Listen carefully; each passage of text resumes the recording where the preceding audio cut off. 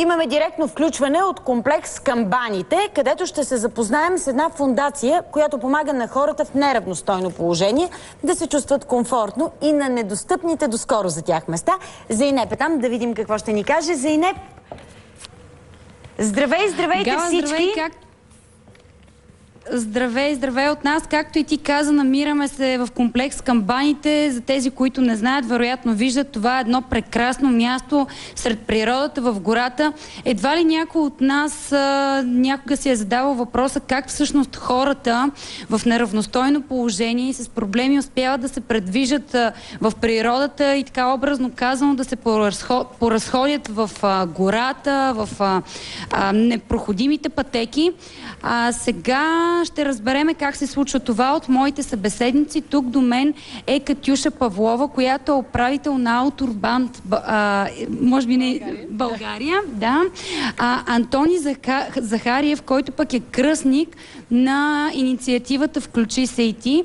И една дама, на която ще говорим малко по-бавно български, защото разбира по-трудно. Бихте ли се представили? Вие също сте един от организаторите на инициативата.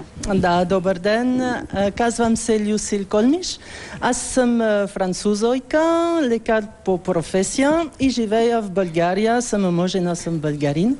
И идеята ми е да организира нещо за деца и хора с увреждания. И видях тази организация Outward Bound България, която се занимава от приключенски лагери за деца. И идеята е да направим лагери, не само туризъм, но лагери за деца с увреждания. За това ни трябва специални колички, които тук имаме 2 колички. Те са високопроходими колички и могат да минат, където може да мине едно колело по планината. Проблемът беше, че една количка струва много пари, 5000 лева, и за България е много адски. Да, скъпо. Успях да имам един меценат договор с фондацията Veolia Environnement, която е огромна фондация във Франция, чрез, филиал Далкия. И имаме Тони тук, който е кръстник на проекта. Аз предлагам чакай маличко, искам само този проект Включи се и ти да ми кажете, това ли представлява организирането на лагери за деца и за хора с увреждания? Самият проект включва не само лагерите и походите, които правим, т.е. ние така тръгнахме с 5 похода в планината. На Витоша бяхме, на Мальовица, а в понеделник бяхме и в Златица. И така тръгваме от еднодневните лагери и към 5-дневните лагери, които всъщност е следващата ни стъпка и най-вероятно август месец това ще стане. И тези лагери могат да се осъществят само ако ги има тези колички, така ли? Да, защото в планината те с техните колички не могат да ходят. Да. И за това тези колички всъщност им помагат. С Иван Кожухаров на Витоша се качихме точно на конярника. С техните колички това просто е невъзможно да стане. Разбирам, може ли да разгледаме една такава количка сега за Инеп, да ни кажете кое е по-специалното при тях? Като вид виждаме всички, че са различни, но... Може ли да ни разкажеш, Антони? Тази количка, първо, както виждате, в момента седи на 3 крака. Тази количка може да се движи благодарение на 2 човека. Един човек, който застава отзад, и един, който дърпа отпред. Тази една гума, която виждаме, играе ролята да поеме тежестта на човекът, който е върху нея. И тя е с амортисьор, високо проходима. Аз лично имах възможността в понеделник, когато бяхме в Пирдоп, да бъда съучастник в изкачването на такъв един поход и беше наистина едно много хубаво преживяване.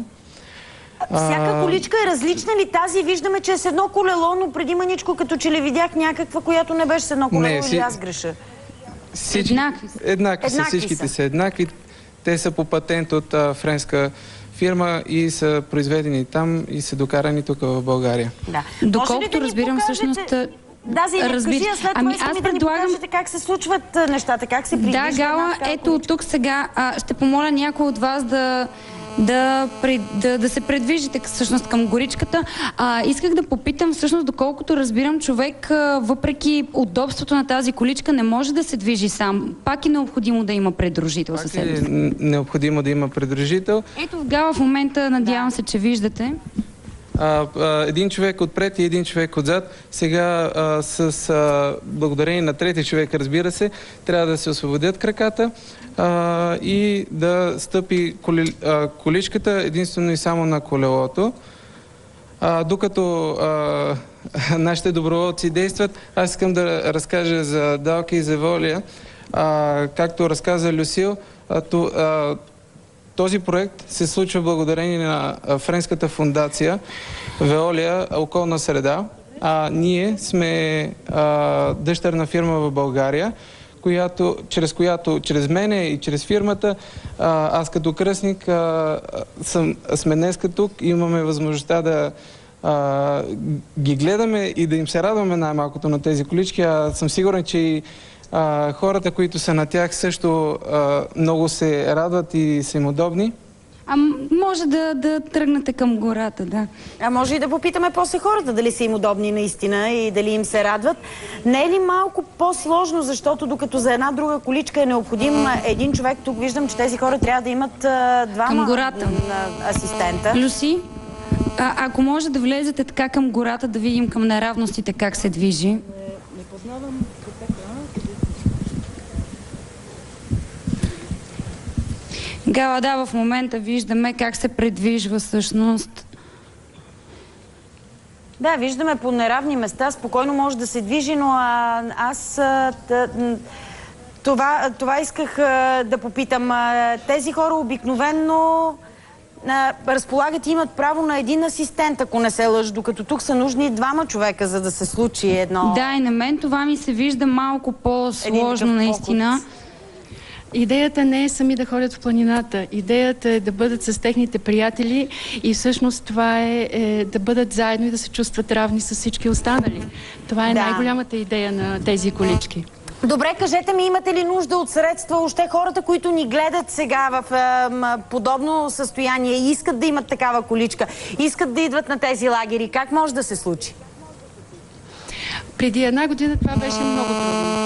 И всъщност френското общност в България ни помогна.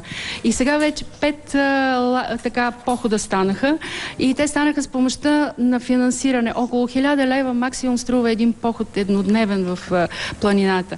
И то е само за да осигуриме движението, храната и прекарването горе. А иначе доброволците остават.